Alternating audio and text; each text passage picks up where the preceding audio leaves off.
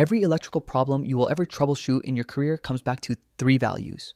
Not three complicated formulas, not 3 pages of theory. 3 values that describe what is happening in any circuit at any moment. Understand these 3 and you have the foundation for every diagnosis you will ever make. Voltage is the electrical force, the pressure that pushes electrons through a circuit. It is measured in volts, abbreviated V. In industrial maintenance, you work with 3 voltage levels constantly. 24 volts, DC, the standard for sensors, PLC signals, and control circuits. 230 volts single phase, lighting, control transformers, single phase loads. And 400 volts 3-phase, motors, heavy equipment, the main power supply. These are the voltages on your multimeter readings every day.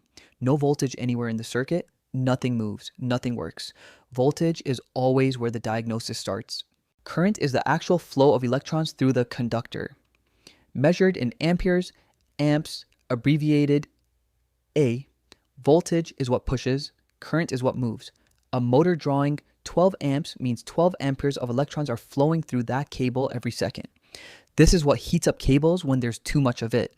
This is what trips circuit breakers and overload relays, and this is what the clamp meter measures without breaking the circuit. Resistance is the opposition to current flow. Measured in ohms, the Greek letter omega. Every material has resistance, some much more than others. Copper wire has very low resistance, which is why it's used in cables. But a burn contact or a corroded connection, that resistance goes up and suddenly that connection is generating heat and causing voltage drops. Finding high resistance in a connection is one of the most common fault diagnoses in industrial maintenance.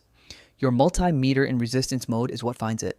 3 values, 3 questions, 1 meter. Before you go, I made a 1-page reference card with these 3 settings: which position on the dial, where to put the probes, and what a good reading looks like. It is free, the link is in the description.